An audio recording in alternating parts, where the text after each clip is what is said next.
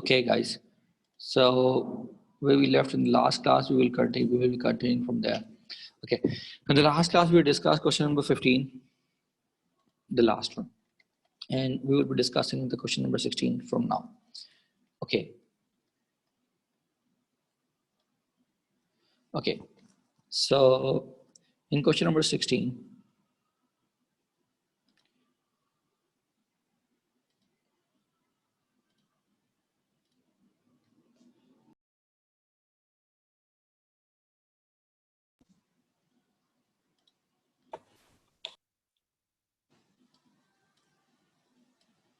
okay. So question number 16 में क्या कह रहे हैं? 16 में ये कह रहे हैं बेटा, in an election where there are only two candidates, one who gets 43% of the votes is rejected by a majority of 420 votes. The total number of votes polled is, देखो एक इलेक्शन में सिर्फ 2 कैंडिडेट्स हैं, right? और वो कहते हैं कि जो हारा है उसके पास 43% वोट्स हैं, तो ऑब्वियसली जो जीता है उसके पास 57% वोट्स होंगे। तो by a majority, rejected by a majority का मतलब है कि दूसरे वाले के पास 14% ज्यादा वोट्स थे। तो आई कैन से कि 14% ऑफ द टोटल वोट्स जो है वो 420 है। बात समझ आ रही है? एक इलेक्शन हुआ, एक इलेक्शन में 2 कैंडिडेट्स खड़े हुए, इसमें से एक जीत गया, एक हार गया। वो कह रहे हैं जो हारा है वो 420 वोट से हार गया। तो 420 वोट्स जो हैं बेसिकली 14% होंगे, क्योंकि डिफरेंस दोनों का दिखा हमने।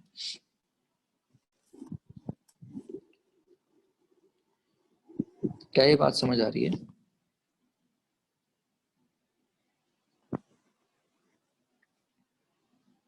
Class, are you listening to me?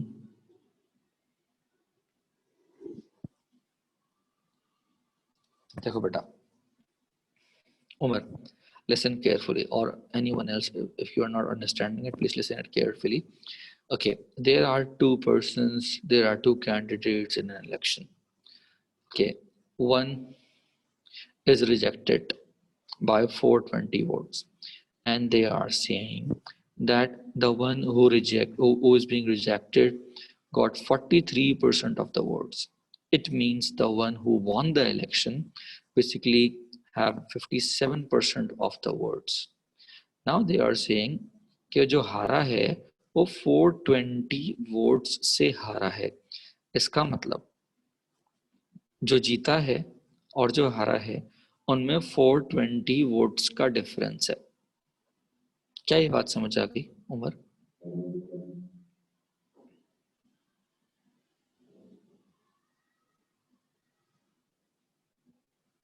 Okay, तो परसेंटेज का डिफरेंस भी 14% हो गया। क्या ये बात समझ आ गई?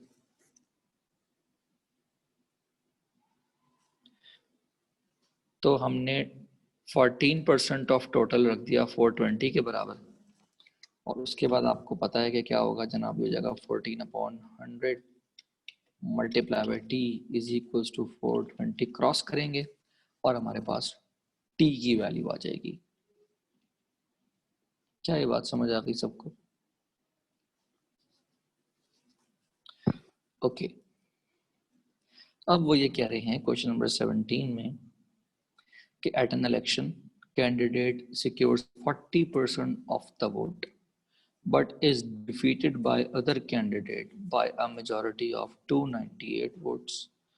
बिल्कुल सेम क्वेश्चन है कि भाई एक 60% वाला था और एक 40% वाला था, क्योंकि जो हारा है वो 40% वाला है, तो ऑब्वियसली जो जीता होगा उसके पास 60% वोट्स होंगे। तो डिफरेंस हो गया 20%, क्योंकि वो उस मेजॉरिटी से जीता है या ये उस मेजॉरिटी से हारा है, एक ही बात है। तो 20% ऑफ टोटल वोट्स जो हैं वो 298 दिए हुए। उसके बाद आपको क्या करना होता है जनाब, ये जगह 20 divide by 100 multiply by 100 sorry multiply by t equals 298। आपको यहाँ से t की वैल्यू निकालनी है. Is that clear? Any issue on that? Okay.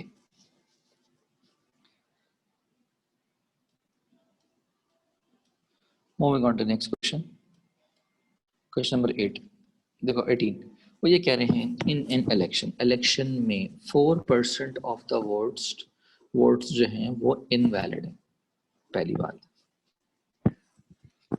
a candidate gets 55% of the valid votes and win the election by 240 valid votes. Find the total number of votes cast. Simple question है. पहले जो हम 60% निकाल रहे थे या 40% निकाल रहे थे, बेसिकली 100 में से था. अब जो 55% है और जो 45% है वो बेसिकली 96 में से होगा, क्योंकि 4% वोट जो हैं वो झूठे हैं. तो आप ये अज्यूम कर लें कि 100 वोट्स नहीं है बल्कि 96 वोट्स हैं. तो 55% वाला जीता है ऑब्वियसली. तो हारा कौन होगा? 45% वाला होगा. तो डिफरेंस हमने निकाला और जो डिफरेंस है ऑब्वियसली वो बनेगा 10%. लेकिन 10% किसका? 96% ऑफ टोटल का, क्योंकि टोटल यहाँ पर टोटल नहीं है बल्कि टोटल खुद भी 96% हो गया. क्या ये बात समझ आ गई? तो पिछले सवाल में सिर्फ फर्क इतना है कि टोटल की एक्चुअल वैल्यू टोटल नहीं है बल्कि 96% ऑफ टोटल है. क्योंकि जो गेम हो रहा है सारा जीतने का और हारने का, वो 100% वोट्स पे नहीं हो रहा बल्कि 96% एक्चुअल वोट्स पे हो रहा है. दोबारा समझें. लेट अस अज्यूम कि 100% वोट नहीं डले, वोट डले 96%, क्योंकि 4% वो कह रहे हैं कि इनवैलिड थे. तो कितने वोट रह गए? 96%. क्या ये बात समझ आ गई जैन तारिक आपको?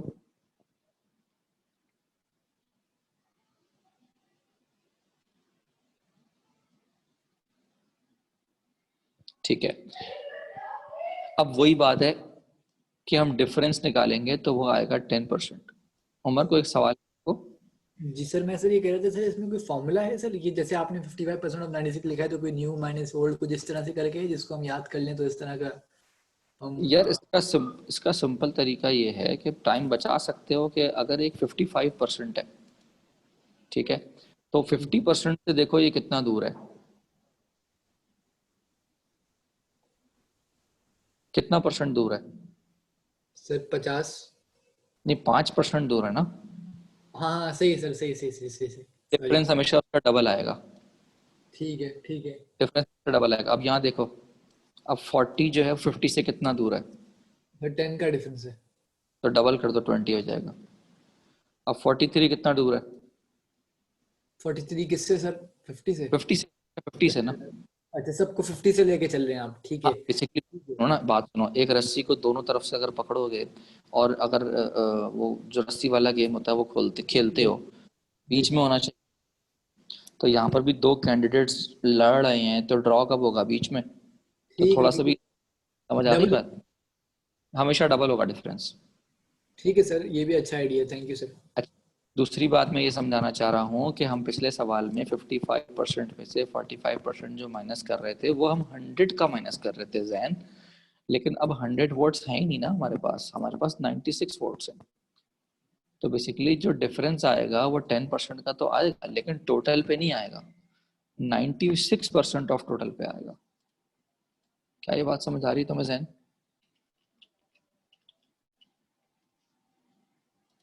देखो यहाँ पे क्या लिखा हुआ है, 20% of total.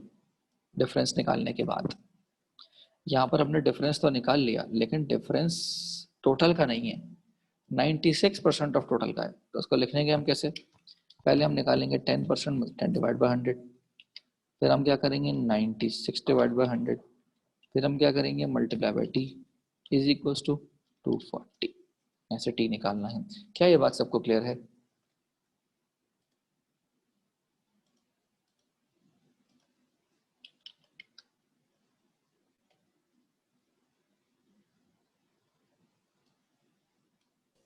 Ji sir.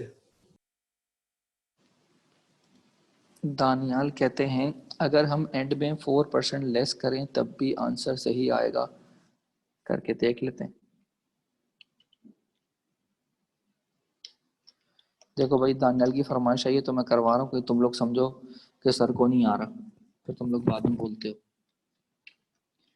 Daniyal मेरा नहीं ख्याल के सही आना चाहिए, क्योंकि शुरू में जो हम माइनस कर रहे हैं उसके जीतने और हारने पे बहुत फर्क पड़ेगा, वो फिर परसेंटेजेस चेंज हो जाएंगी, सही नहीं आएगा मेरे ख्याल से।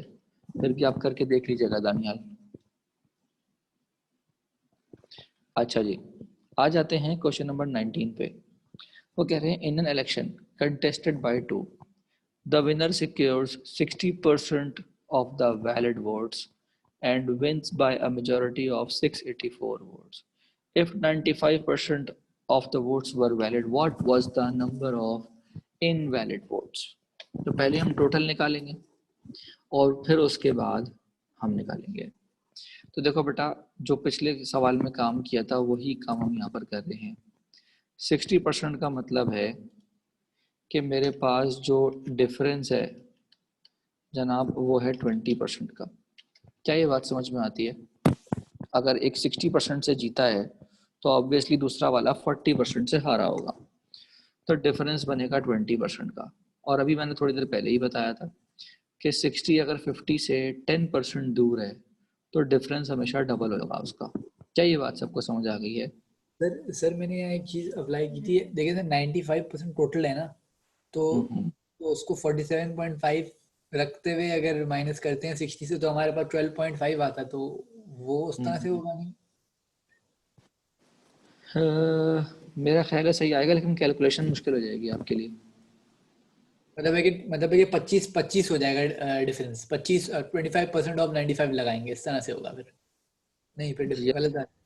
कंफ्यूजिंग हो जाएगा उमर, मेरा ख्याल है ये मेथड सही चल रहा है। ठीक है सर, सही है। तो मतलब सर अगर हमेशा सर 50 रखें, अगर टोटल भी कम हो, जैसे फर्ज करें यहाँ 95% ऑफ वोट्स वर वैलिड, तो उस सिनेरियो टोटल में टोटल हमेशा वही रखें, ठीक है, सही है। आप आसानी से चलेंगे ना।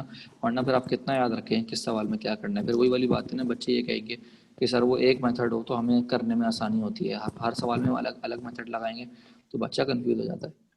और सर फिर तो आंसर भी मेरा ख्याल है डिफरेंस होगा, डिफरेंट आएगा नहीं। देखो मैंने किया नहीं है, करके पता चलेगा उमर। सही है सर। ठीक है। अच्छा जी, तो इस सवाल में वही काम करना है जो मैंने पिछले सवाल में कराया है। क्या ये बात सबको क्लियर है? लेकिन हमारे पास टोटल वोट्स आए, हमें टोटल वोट्स नहीं चाहिए, हमें चाहिए इनवैलिड वोट्स। बेटा इनवैलिड वोट्स थे 5% ऑफ टोटल। क्या ये बात सबको क्लियर है? जी सर, बिल्कुल।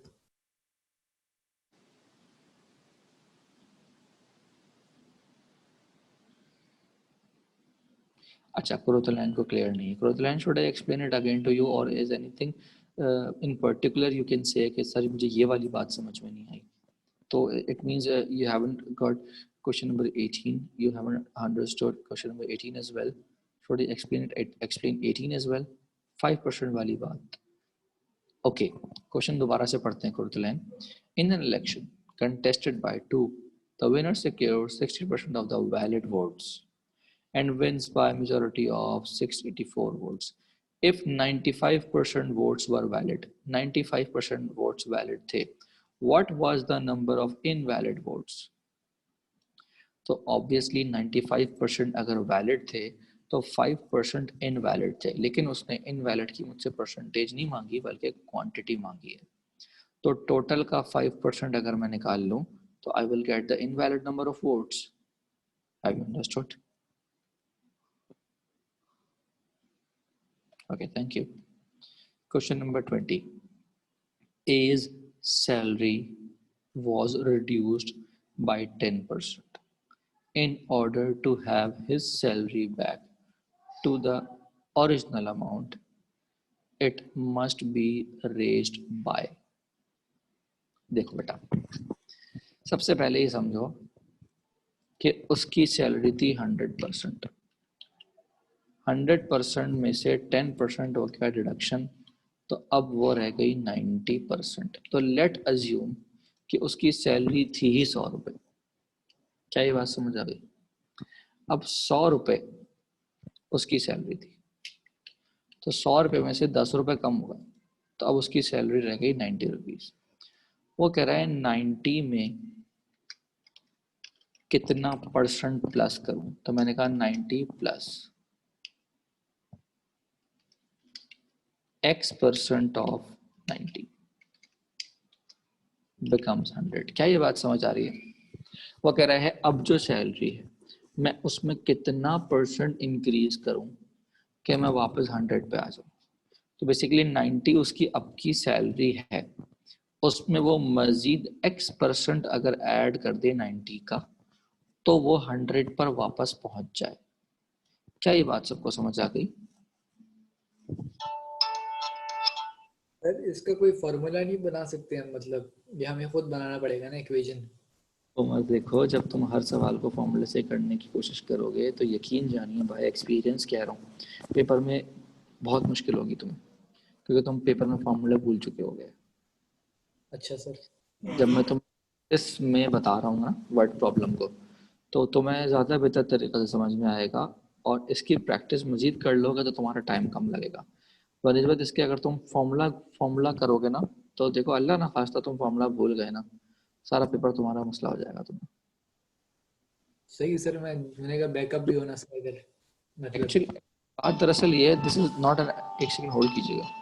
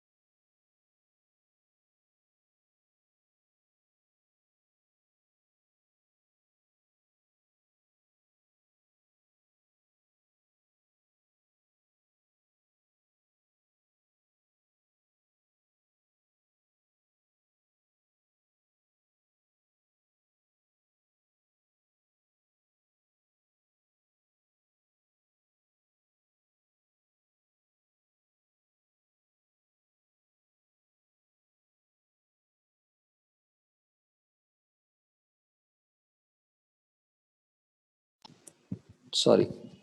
Okay, so I am explaining it once again. देखो बेटा, 100 में से 10% लेस हुआ तो हमारे पास बच गया 90%, या 90 रुपीज़। 90 रुपीज़ में वो कह रहा है कि x% मजीद इंक्रीज करो कि मैं वापस उसी पे आ जाऊं। ठीक है, तो इसके लिए हम क्या करेंगे, x% का मतलब है x/100 इंटू 90। अब यहाँ पर हमें सिर्फ और सिर्फ क्या करना है, हमें वापस यहाँ पर सिर्फ कुछ भी नहीं करना, x की वैल्यू निकाल कर लानी है। कोई मसला बेटा इसमें?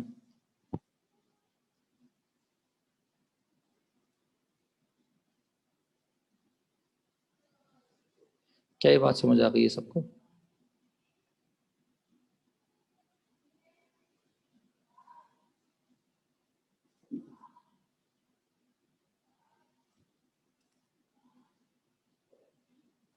Sir 1 second. ओके देखो लारिब, फॉर सपोज इस बंदे की सैलरी थी 100 रुपीज़, उसमें 10% डिक्रीज हो गया, तो अब उसकी जो सैलरी बच गई वो 90 बच गई। वो कह रहे हैं 90 में मैं इसी 90 का कितना परसेंट इंक्रीज करूं, मतलब x% ऑफ 90, कि वो वापस अपने प्लेस पर आ जाए।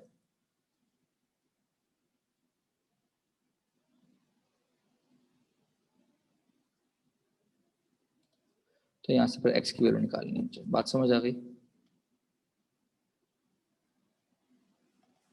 तो उमर साहब ये लीजिए, आपके लिए फॉर्मूला भी तैयार है। डिक्रीज परसेंट जो है वो बेसिकली बराबर है 100% minus decrease percent upon 100 multiply by x%। इस तरीके से भी कर सकते हो तुम। ठीक है उमर? सही सर, थैंक यू सर। ये मुझे अभी याद आया, मैंने उस वक्त जब सॉल्व करा था मैंने बनाया था, मैंने नीचे देखा ही नहीं। इसी तरीके से इंक्रीज का चाहो तो इंक्रीज का भी बना सकते हो, नीचे मैंने इंक्रीज का भी लिखा हुआ है। ठीक है, तो इस फॉर्मूले से करना चाहें वो समझ लें कि डिक्रीज हुआ था 10%। ठीक है, तो हमने यहाँ पर 10 लिख दिया। 100 माइनस डिक्रीज परसेंट का मतलब यहाँ पर आ गया 90 अपॉन 100 x%, जो कि हमें निकालना है सवाल में। क्वेश्चन नंबर 20 तक सबको क्लियर है बेटा?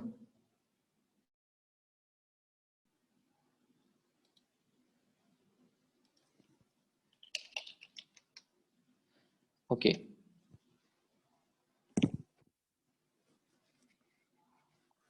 should I move on? Okay, moving on to question number 21. 21 में क्या कह रहा है? समोवेश सेम सवाल है। और ये कह रहे हैं if the price of the coal be raised by 10%, by how much percent a man must reduce its consumption so as not to increase his expenditure? देखो 100 रुपए का था कोल फॉर सपोज, अब 100 रुपीज का कोल नहीं रहा बल्कि 110 का हो गया कोल। तो अब उसने क्या करना पड़ेगा? उसका जो 110 का खर्चा है उसमें से अब वो क्या करे, x% ऑफ 110 माइनस करे और वापस 100 पे आ जाए। ये बात समझ आ गई? तो पहले हम प्लस कर रहे थे, अब माइनस कर रहे हैं। क्या ये बात कर रहे सबको? तो 110 खर्चा हो चुका है, मैं इस 110 में से x का 110 x% ऑफ 110 माइनस कर दूं और वापस 100 पे आ जाऊं। क्या ये बात समझ आ गई?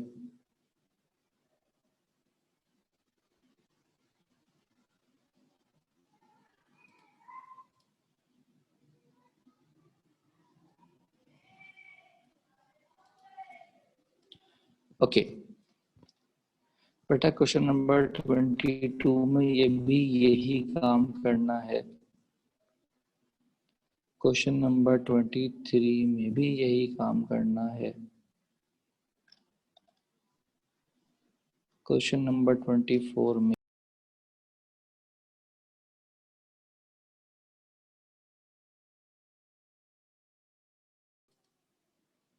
यही काम करना है। किसी को मसला 24 तक?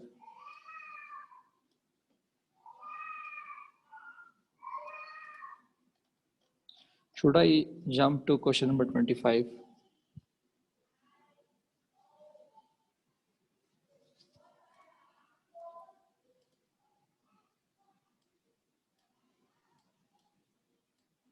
Is everybody clear till now? Jia, are you understanding it? Munib, क्या रिपोर्ट है भाई आज की? कुछ आ रहा है समझ में? थोड़ा ही सही। जी सर, थोड़ा थोड़ा आ रहा है समझ में, मतलब हाँ समझ आ रहा है, काम हो रहा है, ये क्या हो रहा है समझ आ रही थी। ठीक है, वेरी गुड बेटा, वेरी गुड। अच्छा भाई, क्वेश्चन नंबर 25 में बहुत ही आसान सी चीज़ पूछ रहे हैं। वो ये कह रहे हैं if prices are reduced by 25% and sales increase by 20%, what is the net effect on gross receipts. देखो बेटा,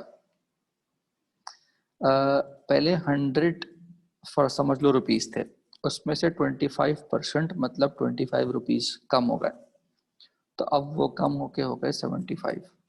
वो कह रहे हैं 20% इंक्रीज हो गया, तो 75 का 20% इसमें प्लस कर दें।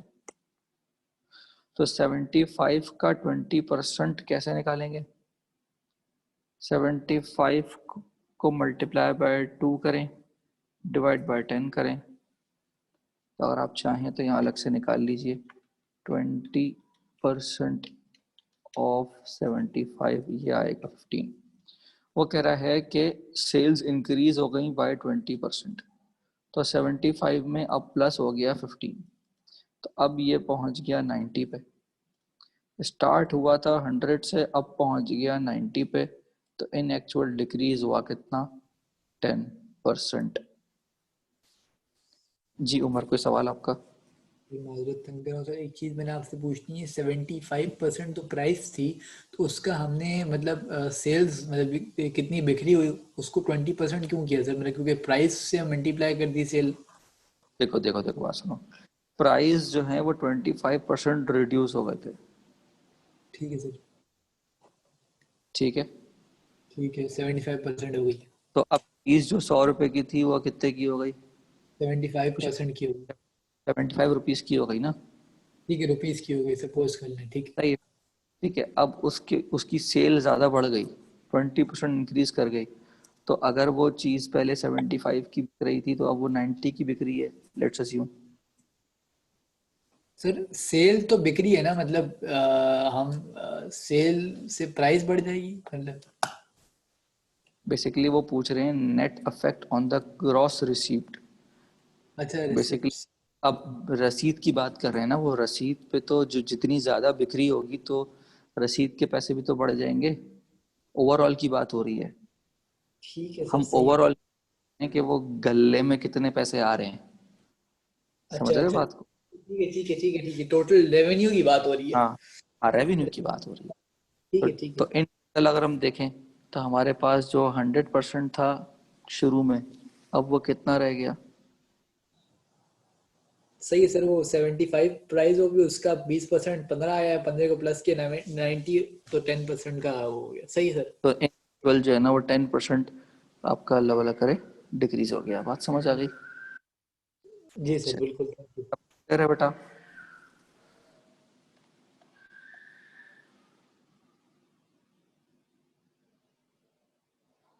अच्छा जी, अब वो कह रहे हैं the price of sugar increases by 30% and then decreased by 30%. What was the percentage increase or decrease in the final price as compared to original price? देखो, 30% इंक्रीज किया तो 100 से उठ के वो हो गया 130। अब 30% डिक्रीज करेंगे तो 30% जो डिक्रीज होगा वो 100 का नहीं होगा बल्कि 130 का होगा, वो बनता है 39। तो 130 में से 39 रुपीज कम होके अब वो हो गया 91 रुपीज का। तो इसका मतलब जो डिक्रीज हुआ इन टोटल वो हुआ 9% का। क्या ये बात समझ आ गई?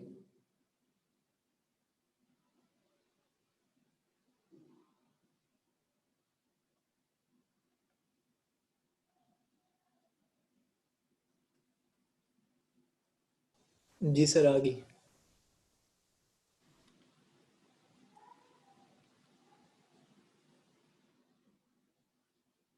ओके जी, आगे बढ़ते हैं। वो कह रहे हैं the price of sugar is 30% above that of rice. How much percent is the price below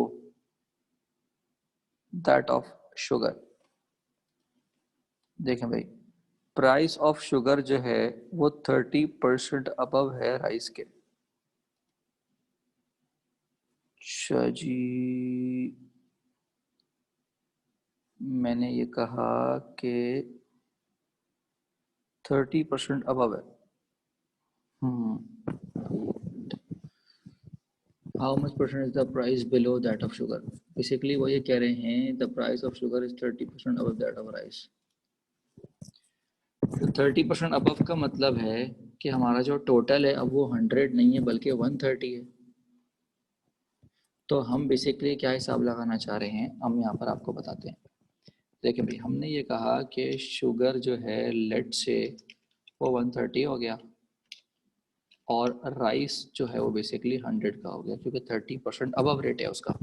तो फॉर सपोज अगर राइस का रेट 100 है तो शुगर का रेट 130 है. क्या ये बात समझ आ गई?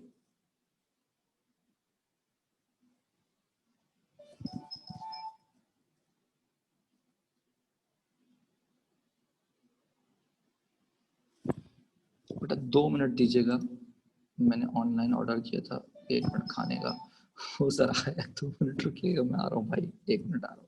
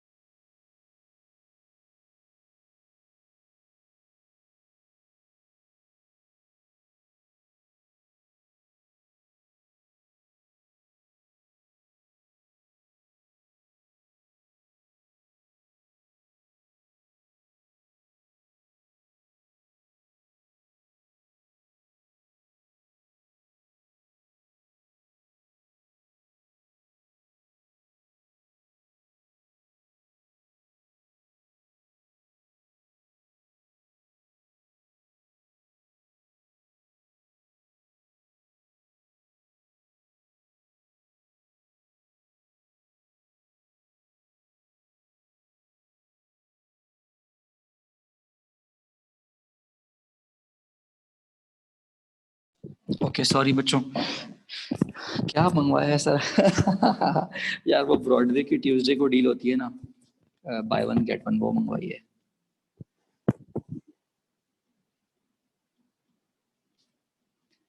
अच्छा जी.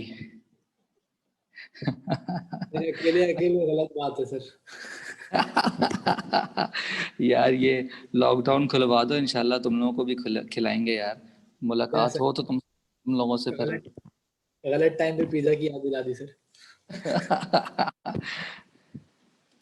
अच्छा जी, तो देखो हमने अज्यूम ये किया था कि शुगर 30% अबव है राइस के ना, तो हमने अज्यूम कर लिया भाई राइस जो है वो 100 का है और शुगर जो है वो 130 की है. अब वो पूछ रहा है कि राइस शुगर से 30% अगर अबव है तो राइस शुगर से कितना नीचे है. तो मैंने क्या किया, राइस की प्राइस ऊपर रखी,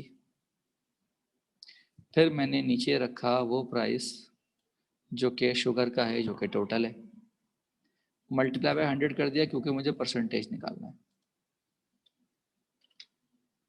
तो बेसिकली मैंने क्या किया, मैंने परसेंट चेंज निकाल लिया. परसेंट चेंज याद करें, यही सिखाया था मैंने आपको. तो अगर आप चाहें तो इसको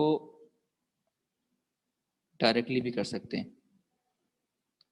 आप 100/130 ना करें, बल्कि आप 30/130 कर लें, क्योंकि 30 का डिफरेंस है।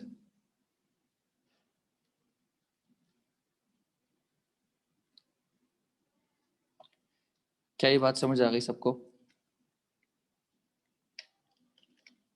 अगर आप चाहें तो इसको ऐसे भी कर सकते हैं, 30/130 मल्टीप्लाई बाय 100, जो कि यही आंसर आएगा। दोबारा समझा देता हूँ। देखें, हमें परसेंट चेंज निकालना होता है तो हम करते हैं चेंज अपॉन, नहीं याद तो मैं आपको याद दिलाता हूँ। ये देखिए यहाँ लिखा हुआ है परसेंट चेंज का फॉर्मूला।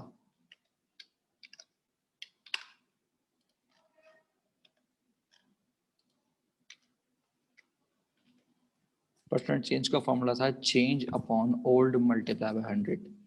तो चेंज कितना है? 30 का, क्योंकि शुगर और राइस का जो डिफरेंस है वो है 30 का। ओल्ड मतलब वो वैल्यू जिसके हिसाब से मुझे निकालना है। मुझे अपना जो परसेंट चेंज निकालना है वो शुगर के हिसाब से निकालना है, तो शुगर जो है वो नीचे रखी जाएगी। अगर ये परसेंट चेंज मुझे राइस के हिसाब से निकालना होता तो मैं राइस की वैल्यू नीचे रखता। क्या ये बात समझ आ गई?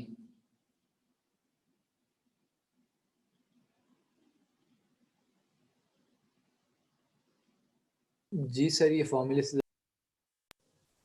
से आसान है सर। ठीक है जी।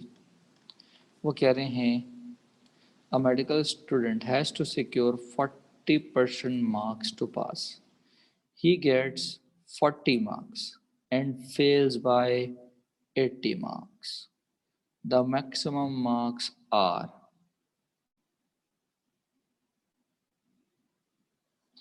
देखो बेटा, बेसिकली उसके पास 40 मार्क्स हैं और 80 से वो फेल हो गया, तो इसका मतलब 120 जो है वो पासिंग मार्क्स है, और पासिंग मार्क्स जो है वो 40% दिया हुआ है।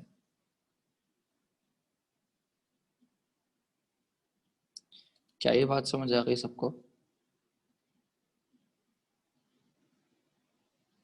40 मार्क्स उसके आए थे, 80 से वो गरीब फेल हो गया, तो इसका मतलब 120 आते तो वो पास हो जाता। और 120 बेसिकली पासिंग है ना, और पासिंग कितने पे खड़ी हुई है? 40% पे खड़ी हुई है। तो यहाँ से हमने टोटल मार्क्स निकाल लिए। क्या ये बात समझ आ गई? जी सर, बिल्कुल। ओके, तो आई कैन अज्यूम कि बच्चों का जो परसेंटेज पे हाथ है वो थोड़ा साफ हो गया है।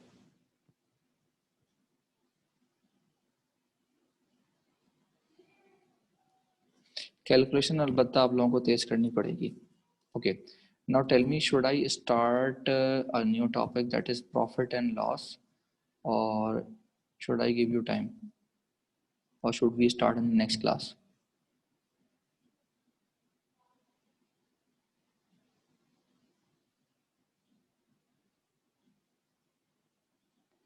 15 मिनट में समझ नहीं आएगा सही से सर। टेस्ट के टॉपिक्स तो कंफर्म कर दें एक दफ़ा नेक्स्ट क्लास से properly sir. Next class sir. Okay ठीक है sir. Next class I guess already 15 minutes left. Okay, अब देखो जो आप लोगों का टेस्ट लेना है ना, वो होगा जो हमने वीकेंड तक टॉपिक्स पढ़ लिए थे सारे, उसका होगा, जिसमें परसेंटेज भी शामिल होगा। ठीक है?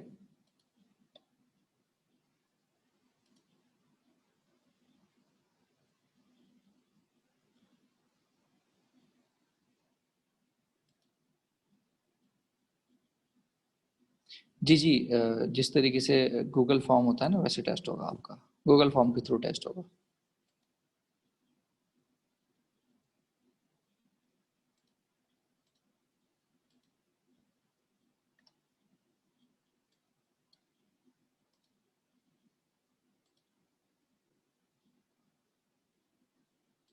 और कोई बात पूछनी है?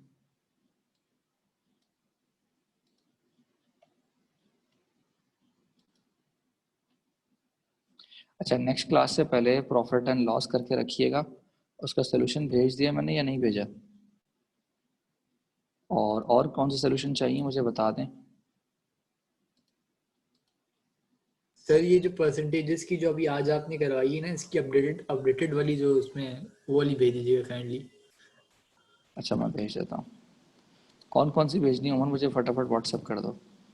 सर बस ये आज तो यही करवाई है ना सर आपने, अपडेटेड मतलब इसमें जो चेंजेस हुई हैं वो। पहले भी तो हुई थी ना कोई जिस पे चेंजेस थी, वो तो भेज दी सर आपने, हाथ के हाथ भेज दी थी। तो भेज दी थी। जी जी। अच्छा, मैं हाथ के हाथ भेज दूंगा वरना भूल जाता हूँ यार। और कोई चीज़ भेजनी भाई? नहीं सर।